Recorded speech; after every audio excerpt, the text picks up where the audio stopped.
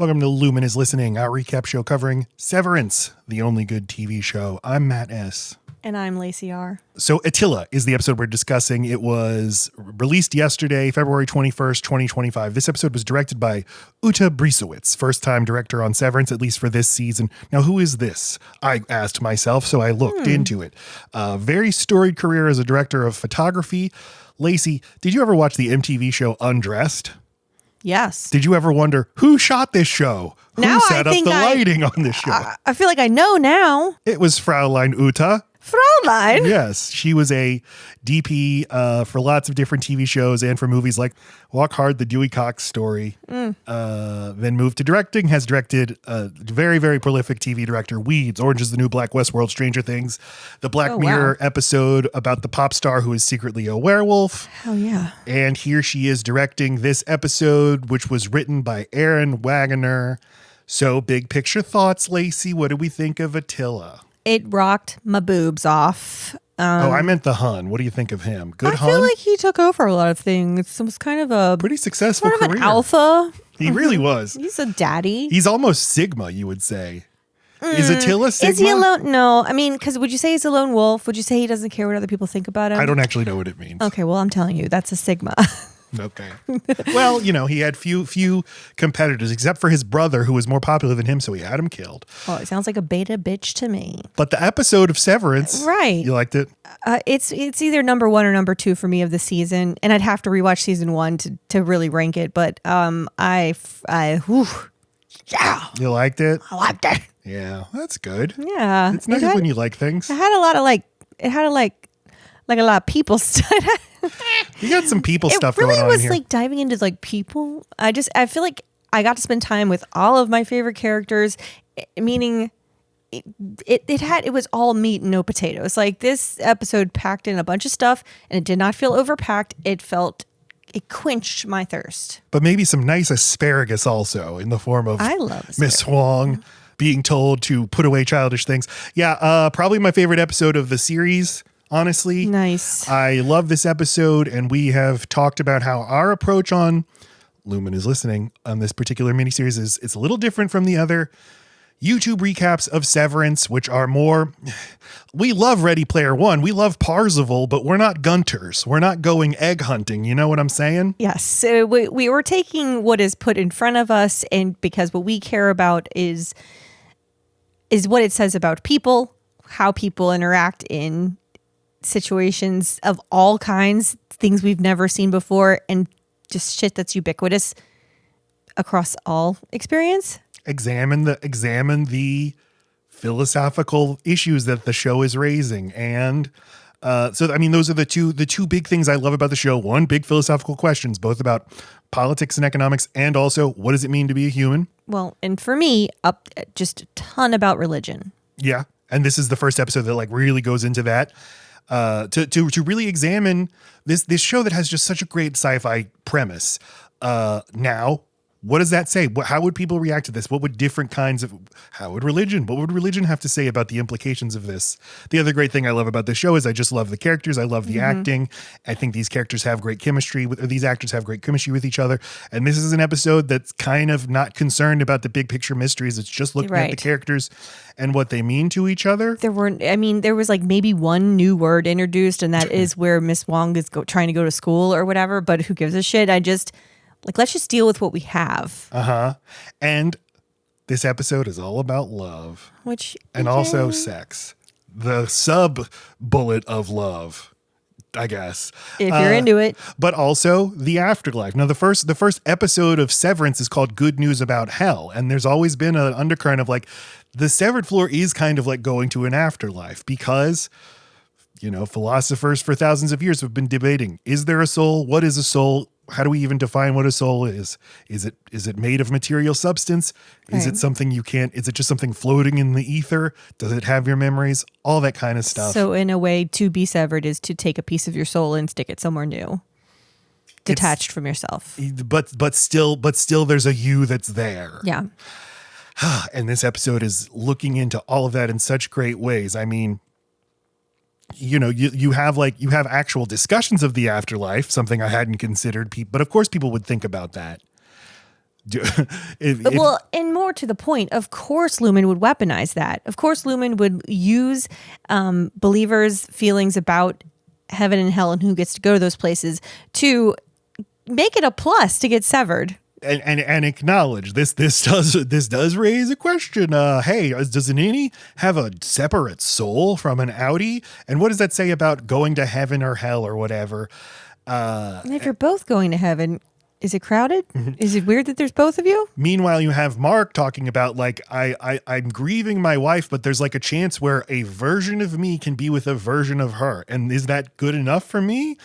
And you have Dylan's wife, Gretchen, being like, I'm visiting this version of my husband who is free of all the baggage that I associate with him. It's kind of like a perfect version.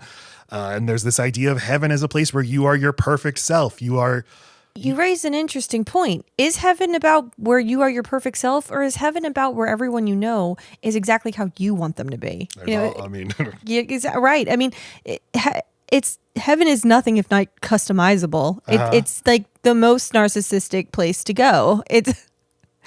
I don't want heaven unless it's everything I want. Well, what about everybody else? Yeah, that's the other thing people have been debating for thousands of years of what is heaven. As Field says in this episode, like if I'm going to heaven and I know that my beloved Bert is burning eternally in hell, how can it actually be heaven for me if I know that Bert is burning in hell? Well, it's like, well, you wouldn't know. So it's like, so I wouldn't love him, therefore it wouldn't be me. Right. I spent 20 years with this person, but that is wiped from my mind, then how is it me? And it's funny that, religious people will ask that question rather than dealing with the cognitive dissonance of maybe heaven can't be, at least not in the way it's been described to me. If people that I love can go to hell, how can there be heaven in the way that it's been told? And why should I care if I'm not going to like be able to remember it, if I have no connection to it? Like Helly finds out that her outie had sex with Mark. She wants to have sex with Mark. It's like clear delineation right here. Mm-hmm. I want the memory. It's important to me that I get that memory. So it's all tied into this idea of who are we and what carries on. Good shit. Good shit, man. So this episode opens with Mark. Well, the previous episode ended with Mark seeing his wife, Gemma. And I would like to say it was refreshing just to jump right into an episode that's dealing with the end of the one before it. I wish that would happen more. I know that it can't always be, and it's not everyone's directing style, but it was nice. It felt like a part two. Adam Scott right here, he's, usually plays Mark as so composed. He is doing a good job of making him upset, frazzled, stricken with grief as he's just describing this. Almost childlike. And Ragabi, his brain surgeon roommate. As you like to say, his not that great brain surgeon. It's good. His rogue brain surgeon, what you want in a brain surgeon is someone who likes to like follow just walk the actual line. Go with the script you were given. We don't want rogue brain surgeons to do it their own way. I might watch the Ragabi Chronicles. I would like to see what is she like in an actual hospital? Maybe things. Yeah, maybe she's like House. Maybe she's always a little bit pissy. She's great, but here she's kind of like making things up as she goes along. She's like, I think this should work. I don't know. She's inventing the science. She's undoing the science she invented, or the surgery she helped implement, she's unsurgerizing it. But mobile brain surgeon who crashes with you for several weeks and he eats icing out of a can is just a great idea for a character. I love it every time I think about it. I love that too. And you're right, because surgeons are always like, so godlike. To just make them completely human and like someone that needs to crash in your basement is pretty fucking funny. Yeah, and gets upset with you for being upset that you put a giant needle in their brain. You're like, you yelled at me. I gotta eat icing out of a can. Well, no, that's not when that happened. I know. But it's like you have nurses and like assistants and stuff that help you remember certain things. And it's your job as a surgeon, like you get to use all of your energy just to do the surgerying. So it's very believable that she would forget to say, okay, after I do this, Mark, don't move your head. That's a good point. She doesn't have her team with her. Right. So listen, I'm sure she's a great doctor. She clearly is, Matt. I don't know why we keep having to argue this. There's no argument. I feel argued with. It's compelling if she's kind of a little got a screw loose. That's a screw different in her from head being loose. bad. Yeah. Okay. So describing what he saw, describing the Gemma, and he's like, why was she reciting facts? It was so eerie. It was like a dream. But Ragabi's like, no, this is good. We're making progress. You're remembering human interaction. He's like, it didn't feel human. It felt like a nightmare. What are they doing to her? All I know is she's essential. And Ragabi says, or Mark says, she didn't even recognize me. And Ragabi says, the Gemma you know is still in there. When you get out, it will be the two of you together out here. This conversation is happening in front of Mark's severed fish tank. I want to again commend the show for being able to evoke mood with interior dark lighting, but still having you be able to fucking see it, which so many shows and movies are unable to do. And this episode looks great. Can we send the director of photography a note? A pineapple. No, that's heavy. How much it'll cost to ship? No, just let's send him a thank you, or her. Then Mark explains bargaining. It's the stage of grief where you start to make. I'd give up drinking if I could be with my wife again. Well, I don't know about that. Etc. But he's like, but the difference is, for me, it might actually happen. And it was only the second time I watched the show that I realized he has to be like thinking about, what if I'm not able to get her out of there? What if the best I'm going to be able to do is if I like fully integrate and go down there and know that I love her, is that going to be enough for me? Because you would like, if your wife was dead, you'd be like, I'd take anything I could get from my wife just to be with her. Just interesting. I didn't think that's what he meant by that. I mean, I thought he just was saying, I've been doing all this bargaining and all of a sudden I am getting a second chance. It's like it was answered. But a gym on the outside, not a gym on the inside. Mm-hmm. Well, the reason I say that is that later in the episode, when Fields says, like, Bert, I could be okay with a version of Bert going to heaven. Mm-hmm. I think that's kind of how you think of if the choice is I never see this person I love again, or I see a kind of different version of them. Is that enough? Will love transcend that? We go back to the severed floor, and the innies are doing our favorite thing, which is whispering secrets to each other. Yes, they seem like for the first time they are first season innies, and it's just so nice. Mm-hmm. The gang's back together. Dylan tells them about the sketch that he found in the of the black hallway behind the "Hang in There, Baby" poster, yeah. And he left it there because he doesn't want to get any trouble. And Helly's like, "Well, I don't give a fuck about that, so let me go. I'll go right away." And Dylan says, "Fuck you. You don't know everything." And then he huffs away. He said, "Fuck you. I don't know. You don't know everything." And then they were like, "Well, tell us what's going on. You can tell us anything." And then he walked away. He didn't say "fuck y'all." I mean, he just couldn't tell them. Well, watch the episode to get the actual delivery. I'm not as good an actor. And then Mark is like, or Helly says, "I can go to the break room right now." And Mark says, "Maybe." She's like, "Maybe. Did everyone sever their balls in the elevator this morning?" But Mark, he's starving. Recurring thing throughout this episode. Mark, hungry. He's eating for two. He looks into the refrigerator, and then the integration happens. Suddenly, he's in his apartment looking into his apartment refrigerator at eggnog and stuff. And he's like, "Eggnog." And then he flips back and he goes, "Rrr." Now, Mr. Milchick. Don't get a lot of Mr. Milchick in this episode. But what you do get. pretty outstanding. Yes. He calls Miss Huang in, and he's very terrifying. And he's like, I had my performance review yesterday. I have some shit to do today. Would you be able to mind the severed floor? And she's like, yes, I could. And then he's like, well, how does he put it? What does he say? Well, no, she asked about it, and he said that there were some things that he's going to need to correct. He's looking forward to correcting them, and that she should remember that it will be his sign off that she needs to pass this fellowship in order to get into the school she wants to get into. So toe the line, bitch, and put away your childish folly. Just quit telling on me. He says it in a very flowery Mr. Milchick way. This will mean eradicating from your essence childish folly. Essence. I understand, sir. Thank you, Mr. Milchick. So he goes off into this like storage room where he just takes out a jar of paper clips and puts thousands of documents together with the paper clips in the right place. Right. Is he practicing? Is he fixing a mistake? We don't know, but he seems to hurt his hand. He is practicing. He's practicing because all the paper is blank. Oh, okay. Yes, you're right. And then he goes and practices point number 2, which is that he uses too many big words. So he's going down the list. So he's practicing. Yeah. First opens up the perfectly graphic designed performance review that is labeled on the front. It's time for your performance review. Number 2 uses too many big words. So goes, talks to himself in the mirror. And it goes from, you must eradicate from your essence childish folly. You must abandon child things. You must grow up, grow up, grow up, grow. And, he's actually telling this to himself. He needs to grow up. He needs to grow. Tramell, Tillman, what a guy. What a compelling actor. Fucking amazing. And what an interesting character. He doesn't hurt his hand. It's just shaking. He's shaking from being so fucking upset about getting through this. I do think your prediction will come true. I hope he does turn whistleblower. And helps our friends. Yes. At least becomes an uneasy ally. I don't know. I think he's such a compelling bad guy, though. That's true. So, Helly and Mark have some sexy time in a bathroom stall together. And he's like, Mr. Milchick threatened me. And he knows he needs to come clean about what Milchick is holding over him. You know, that's really smart. All of them who have this leverage that's been built in should just get rid of it.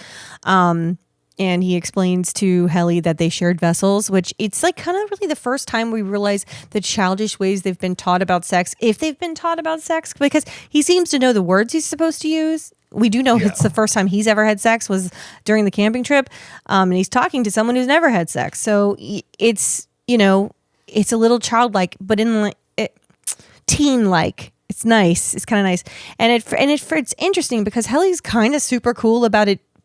Her assumption, which is that he's talking about he fucked Miss Casey, because she's like at like a wellness session, you know, and then changes so much when she finds out it was Helena that he had sex with, but he's like still even too timid to say it that way, and he's like, no, it was in your tent, you know, it was at the retreat. I thought because I've been having those feelings, you know, for like he can't just say no, I had sex with you or / I had sex with Helena Egan. But yeah, obviously I've been having those feelings since like well before the... No, not well before, just before the OTC. So I was thinking like, what, so the kiss? That time? She tricked me. She tricked both of us. And Helly's like, it was probably another tactic. She's kind of she's sort of disassociating. She's kind of got like a, 1,000-yard stare. She's clearly been traumatized and needs to go deal with this on her own. And like she immediately starts like self-comforting techniques. She takes off her shoes. Like she gets in a ball. She cries. Like, you know, she needs time. This is definitely, we don't exactly know what is hurting her this much. Mm-hmm. But she does say like, it's probably a tactic. It's probably something to drive a wedge between us. She is the one who is most astute about seeing what they're doing in terms of sowing division and calling it out as a tool to combat what they do. You just sow division. You make them keep secrets from each other. You give some people perks that you don't give to the others, and then they feel very protective of their perks. And she's just always been very aware of that. Yep. And that's why it's refreshing. Maybe because she's been educated in how to do it on the other side. I thought it was you, Mark says, but it wasn't me. Heaven and hell. See, the afterlife. Who goes to heaven when you go to heaven? What part of you goes to heaven? Dylan now gets another visitation with his Audi wife, Gretchen, played by Merritt Weaver.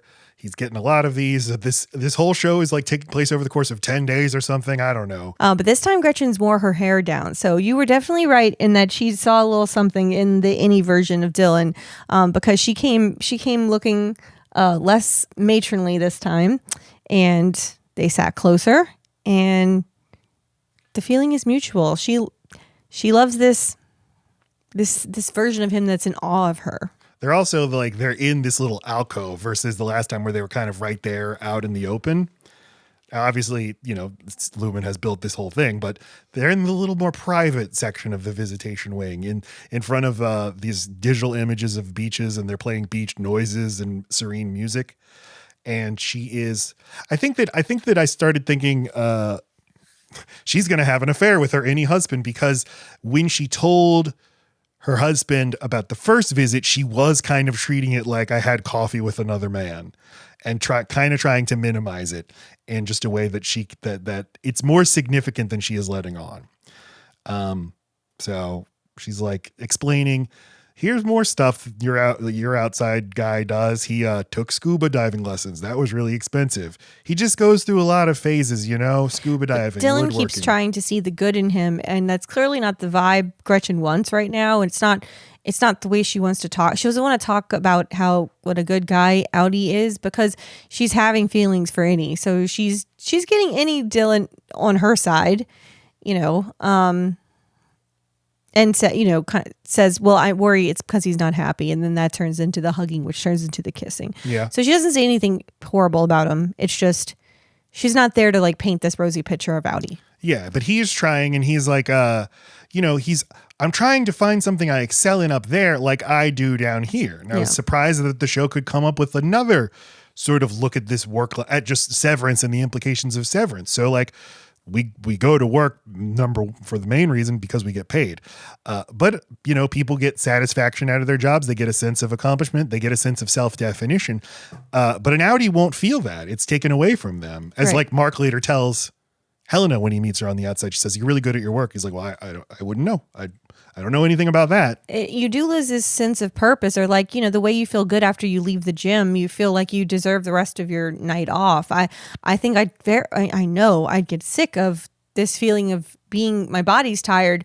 I have no idea what I did. I don't know if it was a good day or a bad day. I just know I'm going home again. I feel like the Audi life is just as bleak. Yeah, it is. And you're told, hey, you do a good job down there. You're like, yeah, but that's not me. That means nothing to me at all. And now like I have nothing to grab onto. So Dylan, who probably was aimless or just goes from thing to thing to thing, it's only exacerbated by him being severed. Yeah, I mean, he feels like a stay-at-home dad, even though he's not, because all he does is go home, and because he has children, he has to be at home. They don't have money to be going out and doing things, and he's not a single guy, so his experience is just at home. He's a homebody, and that is super.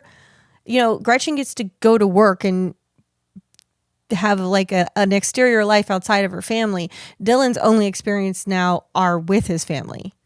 That's for Audi Dylan. That's exhausting. Mm-hmm. But and he is presenting it like, I'm sure he's not unhappy out there because he has you and he has my offspring. Like if I got to be with you all the time, I would just be so happy. And she's like, I mean, it's just lovely to be able to think about that, to hear that about yourself, even if that wouldn't actually be true. Right. And that's the naivete of the Annie is that you think you just assume they're spending their hours off of work together when we've already seen that's not their schedule. They because they have 3 kids, they each watch the kids and take turns going to work. She works at night. So he goes home and he's alone with the kids. Like they don't see each other more. I'm sure they have some crossover or whatever, and they have the weekends maybe or whatever it is, but their day-to-day is not with each other. But here we are right now. There's nothing but the two of us and these seagulls. And I'm seeing you, and I'm seeing a version of you that I fell in love with who is like pure. And again, we are unencumbered by all the baggage of our lives together and maybe all the things we've done or said to each other that naturally happen when you're with somebody for so long. We're not distracted by the kids and everything. And like, yeah, of course they're going to start making out. And who knows where it goes from there. As they start kissing, it intercuts with, Helly sitting on the floor, very sadly, and then Mark working at his desk. His 2 coworkers are absent. Helly thinks back to her kiss with Mark. That's intercut with Gretchen and Dylan kissing. Mark remembers sex with Helena. That's intercut with Gretchen and Dylan kissing. And Helly makes a decision. She goes to find Mark. And she says, "You thought it was me, which means you wanted to have sex with me." And what sucks is that she got to have that and I didn't. That she used me to trick my friends, used my body to get close to you, that she dresses me in the morning like I'm a baby. I always think of that. Does her hair for her, brushes her teeth, or doesn't. Ugh. So he's like, "Well, you want me to like describe the sex to you?" And she's like, "No, I don't want her memory. I want my own.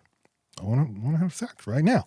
And he's like, "Well, where would we? Gosh, Helly, where would we even do it?" And she just kind of, "Follow me." And it's so cute because she knows exactly. She's been scoping out a place to fuck Mark for a while. She got the perfect place, and it even has a little tent sort of vibe.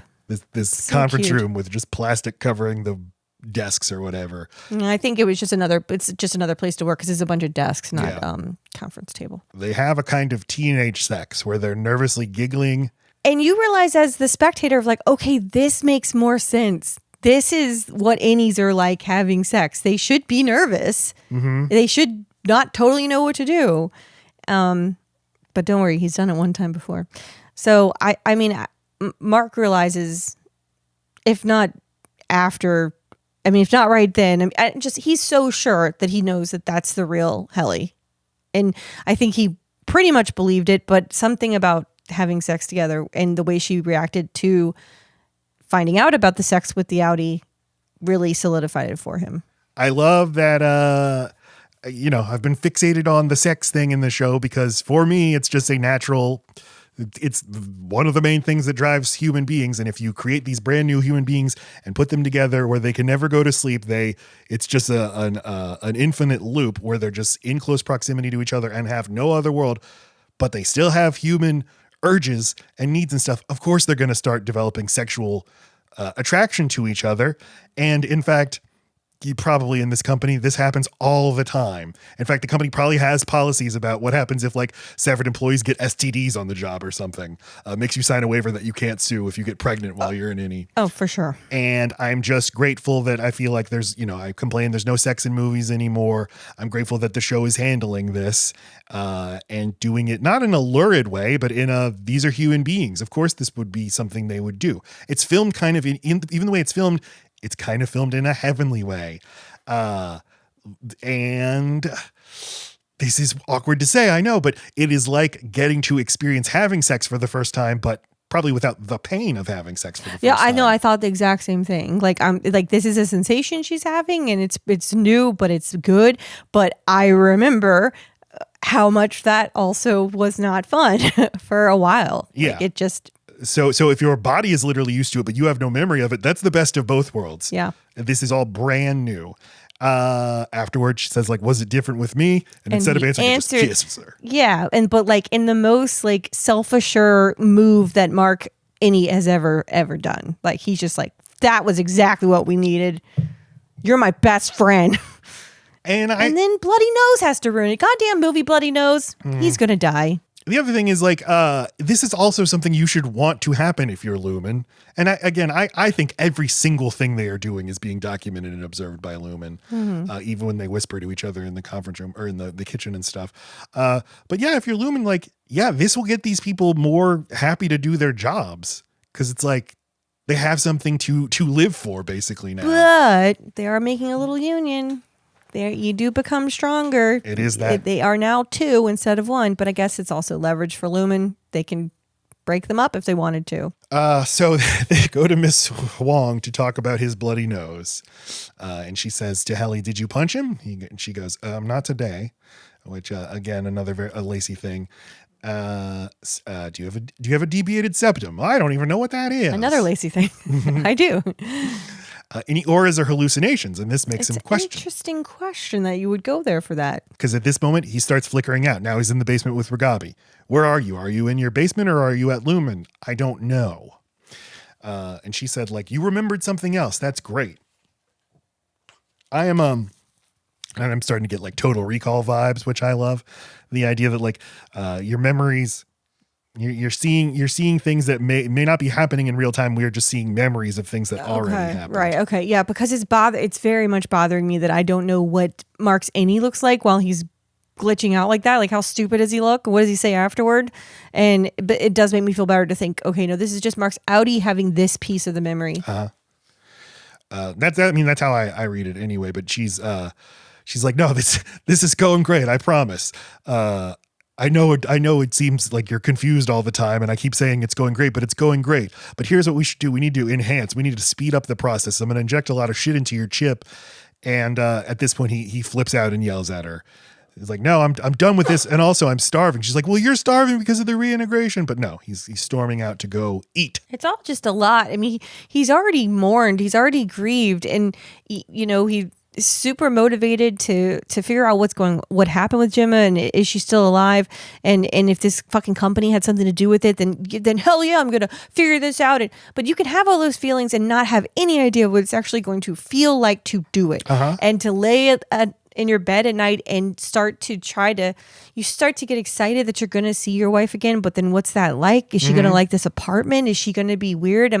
Is she going to die again in 3 years? And I'm going to have to do this again. Like, I thought, at least I know this life. I know this. And now like this toll it is taking on my body, and I'm lying to my sister. It's just in that moment, it was just like, fuck this.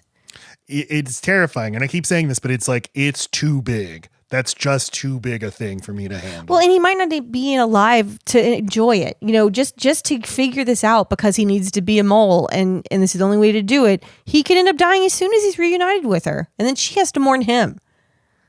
What good was that? Well, now we check in with Irv, and he is going to have dinner with Bert Satan and Fields. With Satan, a.k.a. Fields. No, a.k.a. Bert. Don't like this Fields fella. I like him fine. No, he's a sweetheart. Well, Irv, he's in his car. He's nervous. He's very nervous to go meet with Bert and Fields, but he's combing his mustache. But then he goes, knocks on Bert's door. Christopher Walken answers, and he's like, "Oh, yo." Just kidding. It's a joke. And Irv always has a nose for this. Even Audi. He goes, okay, that was funny. Like he didn't immediately go, oh, boys being boys, we're being boys right now. He clocks it. Like, and he did that with Helly several times when she said something that seemed like bullshit. He roll along with it, but he'd be like, yep. I love to see the things that they do in both places and how they're a little different, but there's something so essential about who they are. Yeah. That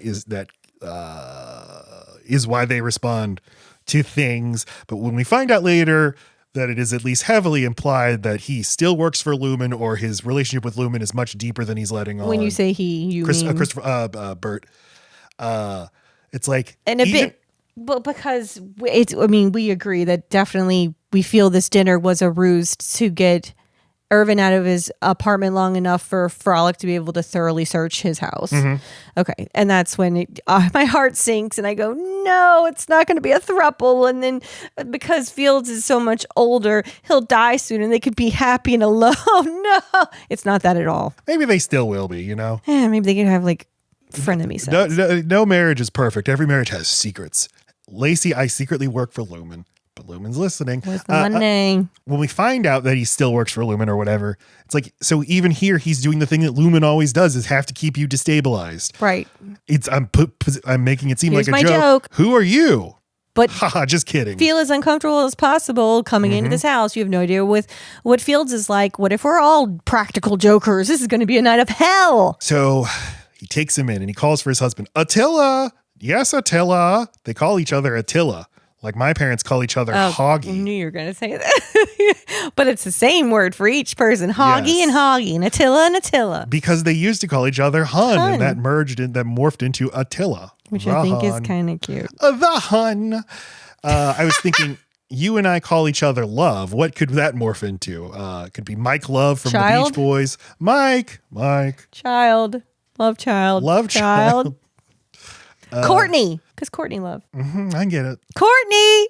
So Fields has the most hoity-toity voice. He loves the finer things in life. And he's like, well, if you don't like ham, I can give you some corn. Some loose corn. We have some loose corn.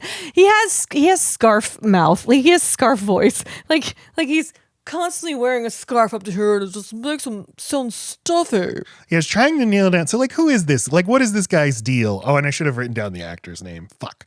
But I mean, he's like an NPR liberal or something, a rich NPR liberal. But then later he brings in the religious thing. There's that, right? But maybe he's like an old school guilty because feels guilty because he's gay, so he goes to religion and finds a religious figure that'll like absolve him of his sin.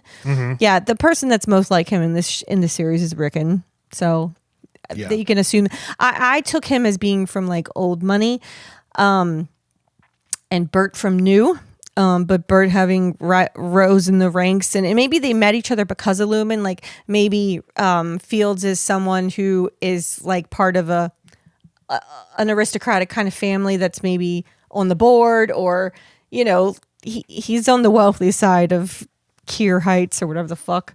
And they met because of Bert's work. Yeah. That's my lore anyway so far. That's because your headcanon. Because he seems uppity. Can I call him that?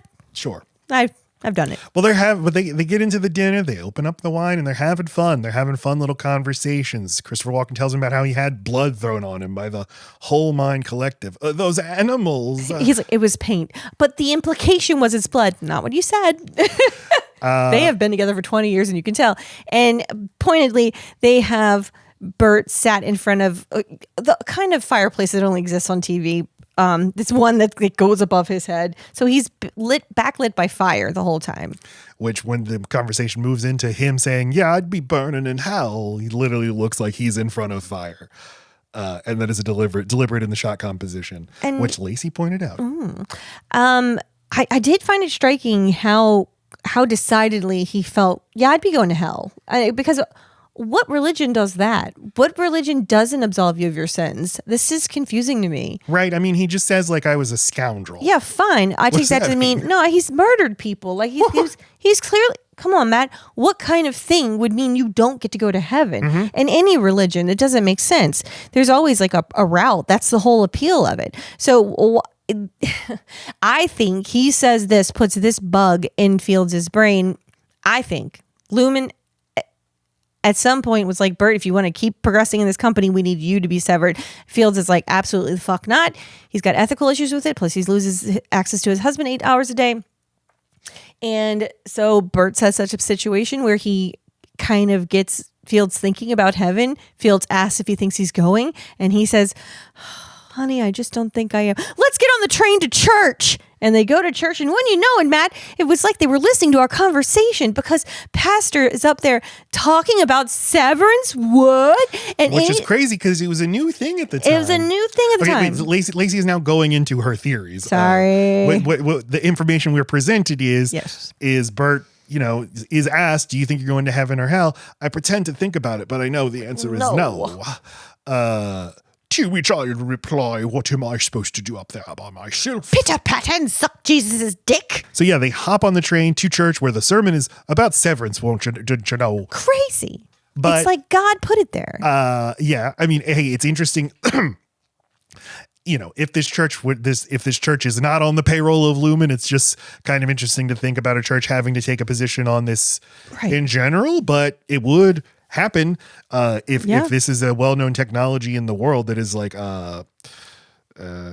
changing what it means to be a human being. But as you and I were talking about it afterward, and you started suggesting that the church is on the payroll, we were like, well, it'd be like if Apple paid the church to say, an Apple Watch can really help with those sins or whatever. Yes. God shines brighter on those.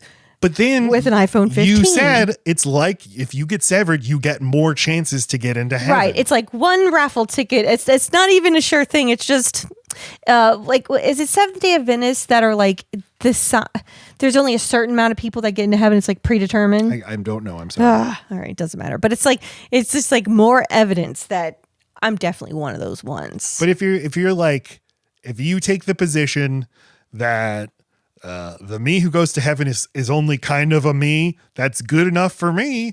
And yeah, I'll get severed because there's a good chance I'll go to heaven. One half of me will go to heaven. The other half will go to hell. But you still can only experience the half that you are. So like, what a big fuck you. Like, okay, bye. Go have fun with my husband. I'll burn for eternity in hell. This is why I do not think Bert has bought into this. It is purely for Fields, and it's purely so that he could be a severed play. Okay. Well, when you mentioned that getting severed is like buying an extra raffle ticket into heaven, I realized, so it's an indulgence. Indulgences were a practice in medieval Christianity where rich people could literally pay the church to be absolved of their sins or guarantee that their dead relatives are in heaven.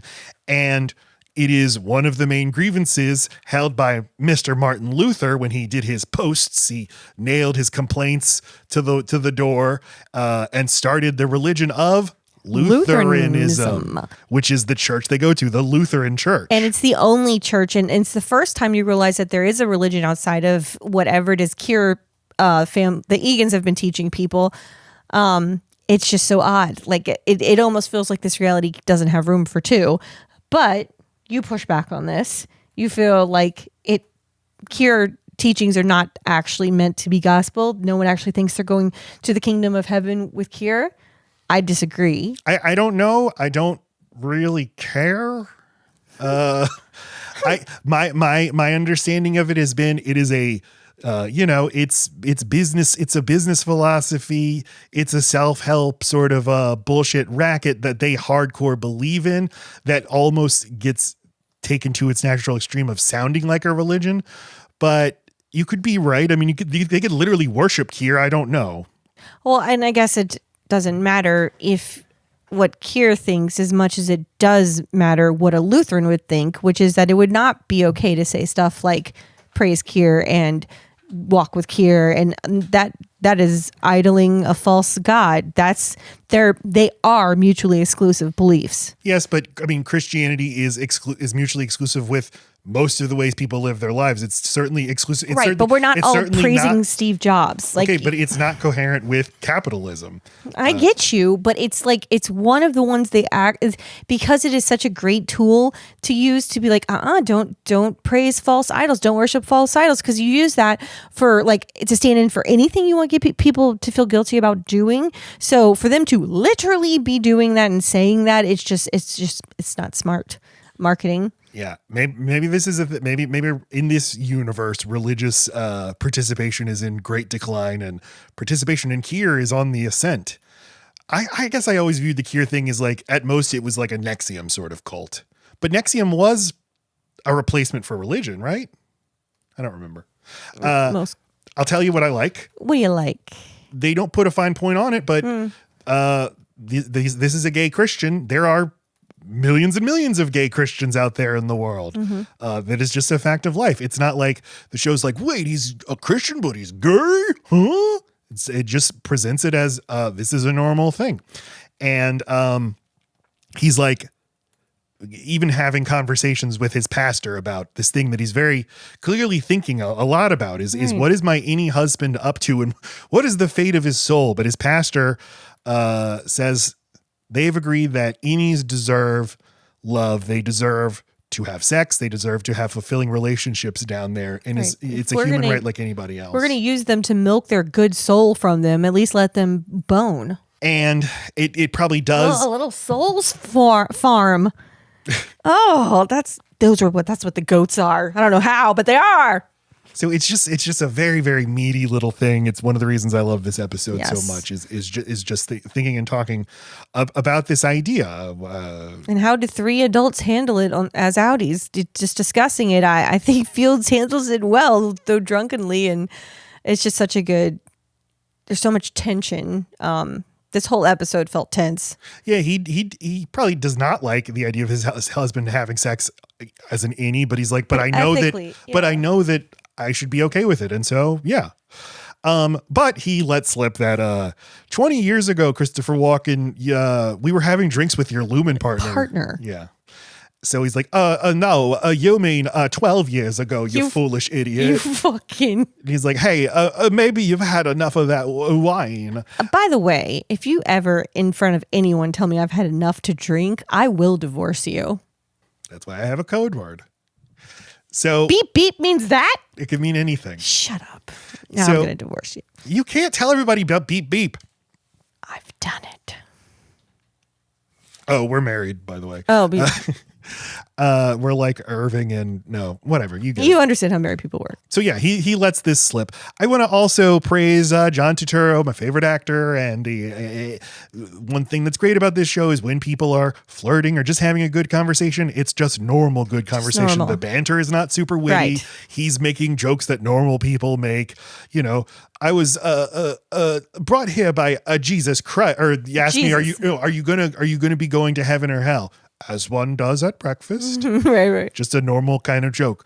And then he says, I was brought to Lumen by Jesus Christ. Just a little hat tip for everybody. What did John Turturro play in The Big Lebowski? He played the character Jesus. Probably his most famous role. So quite the moose knuckle. The corn is very special, he said. It's very special. This pile of loose corn. Delectable. At least they don't call it corn niblets. As all of this is going on, Mr. Frolic, Mr. Drummond is up to no good in Irving's neighborhood. He takes out his giant janitor ring of keys, goes into Irving's apartment, and just shuffles through his papers. There's clearly some kind of like numerology that's happening on this page, because why a J, an A, and S are all underlined. Jazz? Wait, an E and N. In jazz. Defiant jazz. That's how they figure out what kind of parties to have. Anyway, just curious what the paper means, but I just, all it means is Irv is looking into employees, and he somehow has a list. How does he have a list of all these fucking innies? We check in with Dylan on the outside and his wife, who's now fantasizing about having hot sex with her not husband. She's not good at having an affair, though, because like she already did some omission the first time, and now the second one, she's like, didn't go. It didn't happen. It's like, okay, turn down a little, Gretch, because this will not sustain. First, he's explaining like, look, babe, it's like the dealer's paying me to get a new car. If you fucking follow it up with something about me, that line, I would never. Anyway, Matt watched this part and he was like, that's you. You talk like that. You try to sell me on why we should spend all of our money. Laci is not a loser like Dylan G, but she does get a lot of ideas. What's the word? A lot of, what do they call it in Mr. Toad? In The Wind in the Willows. Crazes, fancies. I don't know. Flights of fancy. You get a bug in your brain. I about get a lot of something itches. You want. Yes, you get an itch. I need a new car. But you're way better at him. But this is the kind of argument you would make. Is like, look, babe, it's the end of the month, and the salesmen need to get rid of their inventory. And that is my fucking point. Is that my argument would be so much better than this shit. Yes, I know. And then we'd end up with a new car note, and I'd be like, wait, what? Yeah. But yeah, she is just distracted, but just gives him a look, and he's like, okay, I'll just take a test drive. By the way, how was your visit to Lumen? She says thank you, and I'm like, I would be like, fuck you, don't step foot on the lot. You've got our freaking financial information. You have your own social security number. No. Maybe she knows she would have to co-sign. He'd never get approved for a car. Maybe she understands that like this will scratch his itch. It'll kick the can. You know, she knows that this might be all he needs to do. She gives him a little slack on the leash. I don't know. I feel like I really want to scuba dive. It's something I've wanted to do since I was a kid. Did you get that idea from Dylan? No, it's something I think of every once in a while. It's but very like expensive. But I'm the kind of person who just does what I want to do, and what I want to do is like two things. I want to watch movies and play music, and that's kind of it. And I want to do my wife. Yeah.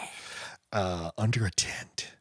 At work. We could never. The floor's so hard. We could never. And sorry to get too TMI, everybody, but Laci and I did meet at work. We fell in love at work. What? But Laci and I did have sex this week, and I didn't know what you're going to say. Anyway, yeah, we met at work. Breaking news, yes. And this is the most I've gotten the feeling the pangs of you and me. Yeah. Yes, there was this auditorium in the building that we would go to and make out. Right. We never had sex, but that not feeling, until this week. Right. Finally did it. But that feeling of like walking next to each other down the hall with like a secret, or just like no one knows. What is wrong with you? No, with the same smirk on our face, the same, just feeling the same butterflies, and then go back to our desks. Just the thing that, or sitting or being at a conference meeting and just like writing music lyrics back and forth to each other. So, yeah, I mean, how was your visit with my innie? Oh, it didn't happen. They canceled it. I don't know what to tell you. You're a bad liar, dude. Again, another thing I've successfely predicted. Good job. You nailed that shit. So. Look at her stupid face. Matt has Helena.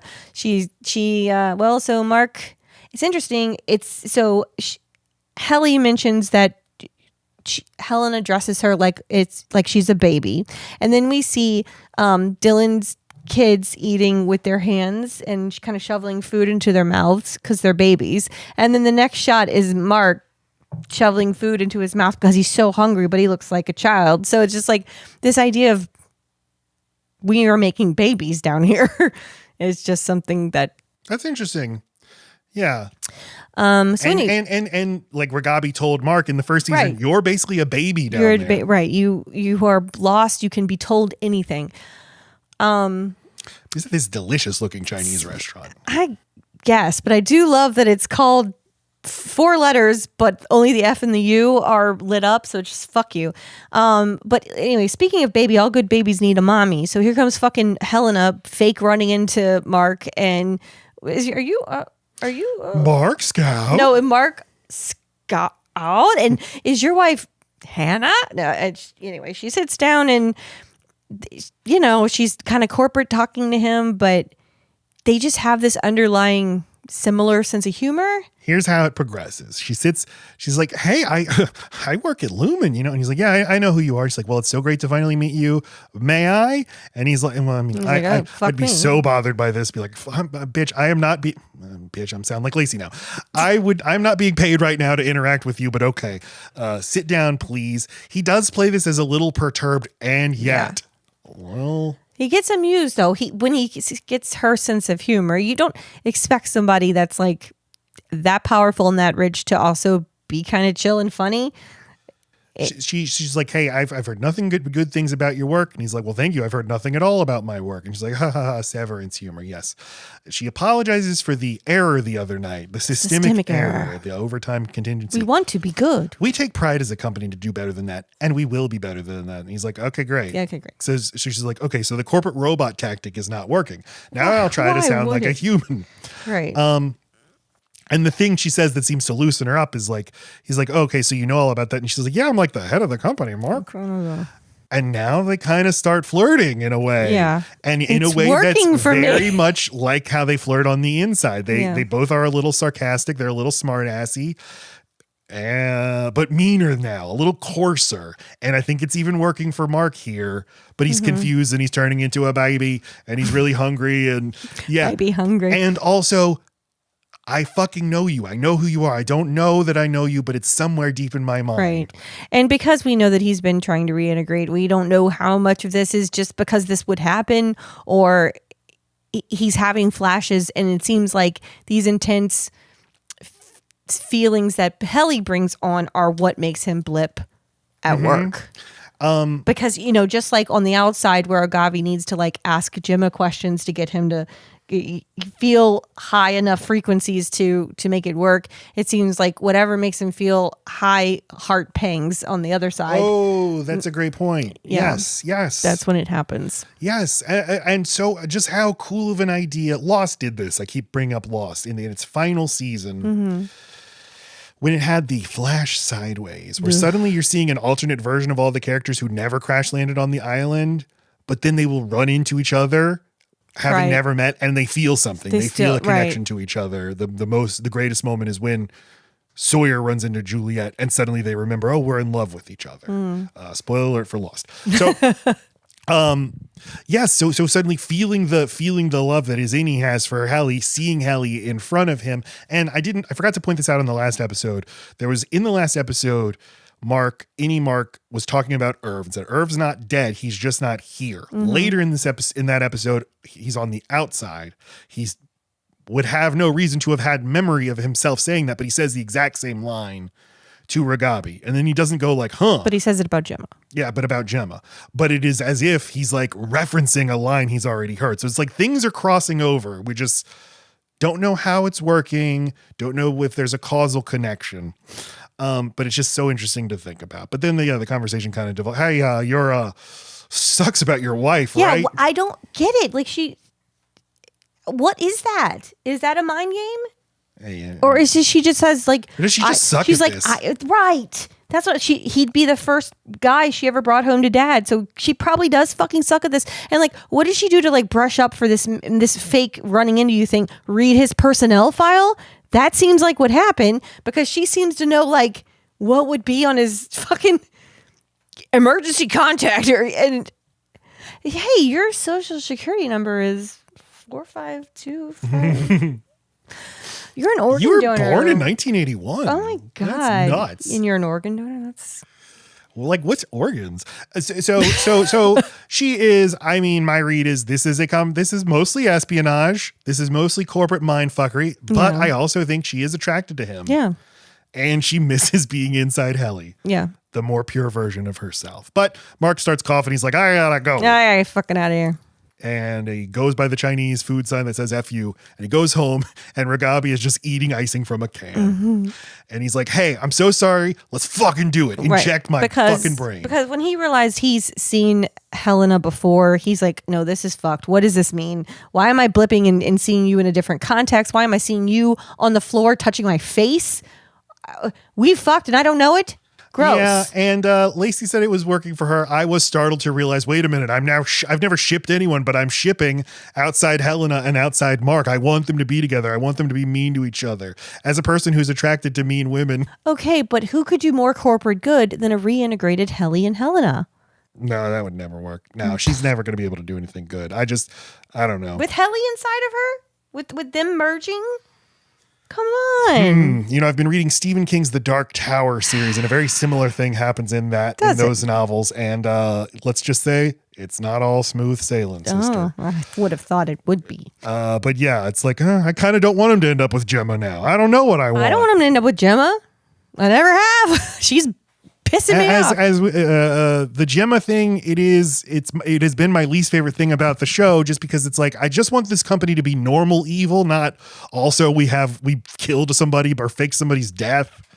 Because she's so essential. Yes, this is the first episode where I thought they're doing really interesting things with that idea. Still, I think it's like the one element I'm not crazy about in the show. And yet it drives the fucking plot. Yes, but it's not like you couldn't have come up with something else. I suppose. But you need him to be really sad. You need Mark on the outside to be so different from... Otherwise, there's not enough contrast. He needs to be heartbroken. No. His wife can be dead. I just don't like the thing where it turns out his wife is actually alive. Yeah, okay, yeah. And as I said last episode, or I said it on all we do is record podcasts. It had been a few years since we watched the first season. When we watched it again, I was like, I have no memory of his wife being secretly alive. That's the thing I had severed out of my brain. So, but yeah, hey, Ragabi, please do brain surgery on me. And she's like, yeah, okay. And cuts him open good and just sticks the longest needle of all time. It would have gone through his forehead. It's crazy long. Just squirts some black squid ink all over his brain. And he's like, oh. Forgets to tell him not to move. That's got a real kick. And then she pulls it out and then just puts a little Band-Aid, a little Powerpuff Girls Band-Aid on his head. Over the fucking Band-Aid. Lacey, I just wanted to make the joke. You don't have to step over it. Yeah, doesn't he give him any instructions? So when he jerks up, she's like, whoa, man. You just had brain surgery, bro. Maybe she had to work at Lumen because she couldn't get a job at a hospital. But yeah, now Mark starts flickering and he sees Helly and he sees Miss Casey, but there's a knock on the door. And but apparently he's supposed to stay really still because the flooding that she did was supposed to just go around the chip. It's not supposed to spread around. If it spreads around, that's when he could hemorrhage. So for him to shake around like that, he's spreading what she put in. He shouldn't be going upstairs. He shouldn't be doing anything. So of course he's about to fucking stroke out. Anyway, there's a knock on the door. It's Devin. She's doing a pop-in. Hey, Mark, just doing a pop-in. No, she's fucking left 5 messages. I love Devin. And she's, hey, the UV light thing seems like it's a dead idea, but remember the pregnant lady who I kind of had a crush on? And I guess when you're married to Rickon, you just have to look for any port in a storm. Like weird, rich pregnant lady. Yeah, I could make it work. Anything to get out of this hellhole with Rickon. No Rickon in this episode, but he's like, no. I'm trying something new. And she's like, why are you cutting me out, bro? And he's like, I didn't ask for your help. And what is that smell? Fuck you officially. What is that smell? And he's smelling something. He's trying to pick up a glass of water, but he can't. He is having a stroke. And when you have a stroke, you smell burnt almonds. I thought you smelled oranges. No, oranges are what happens in The Godfather when someone's about to die. No, but I thought you smelled oranges. I get what you're saying. You're still wrong. You smell. And also one side of your body gets paralyzed. So that's the significance of him trying to pick up the glass. And then he just It is the scariest fucking... It's part of the opening. It's part of the credits. That the way he hits the floor is exactly how he hits the floor. Makes me want to watch the credits again. Burnt toast. Toast. Is that what you said? You said almonds. I said almonds. What about when you're having a heart attack? Is it oranges? Phantom smells. Thanks a lot, Google. Phantom smells are what my mom went through for a while. That's why I told her she had a ghost in her nose. Classic. Anyway, Mark has a stroke. He falls to the ground and Devin's like, oh no, Mark's having a stroke or something. And Ragabi has to come out. Ragabi. Fuck. Ragabi has to pop out because this shit's serious. And she's like, who the fuck are you? Don't touch him. Who the fuck are you? He's now foaming at the mouth. Oh. Poor Mark. He'll be okay, I think. He's going to pull through. But the episode ends with Christopher Walken escorting trying to say character names. Bert escorting Irving out of his house. He's like, thank you for the spare ham. Love a good spare ham. This was fun. We should do Loose this corn again. and spare ham, baby. We should do this again, you and me in Fields, or just you and me. And at first, this seems like a cute little, I like you too. But within the sinister fucking look as he watches him go to his car, he's compromised. He can't help himself. Everything is, how do I get leverage over this person? So yeah, you just implied you want me to skip out on my husband. I will look forward to using that to guilt you in the future.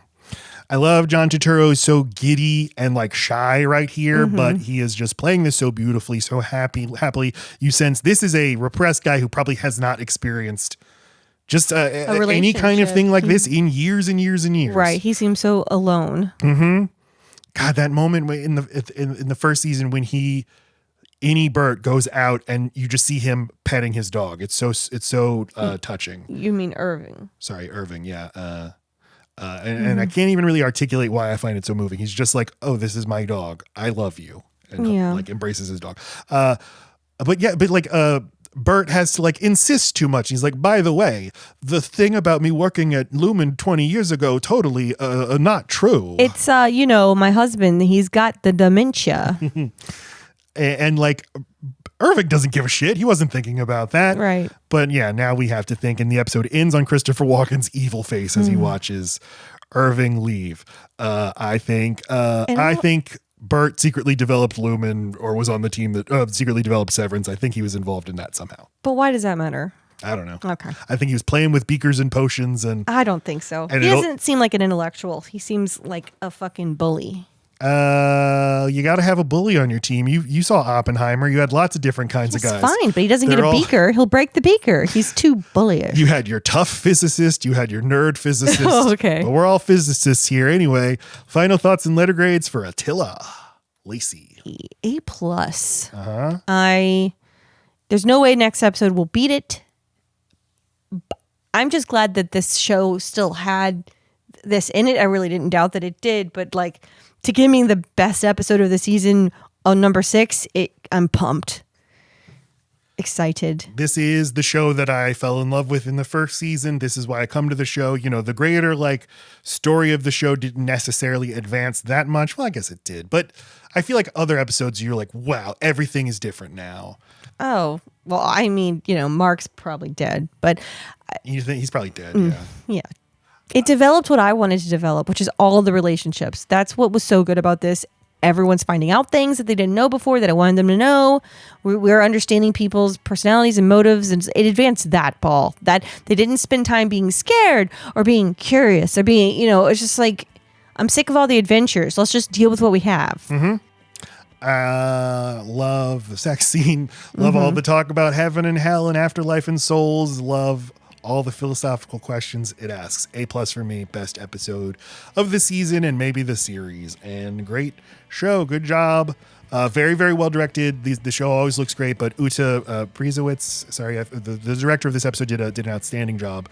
It looks great. And check out Severance, everybody. I always at the end, Load Bearing Beams. Load Bearing Beams. That's who we are. Laci and I have a podcast called Load Bearing Beams where we do a deep dive into a movie every week. Every Friday. Last episode is Spice World. It's still kind of fun. Usually there's more meat on those bones. It's a fun episode. I think we were both surprised at how little there was to say. We were going to do a bonus episode about the Spice Girls, and then we're like, I think we've said everything there's to say about the Spice Girls.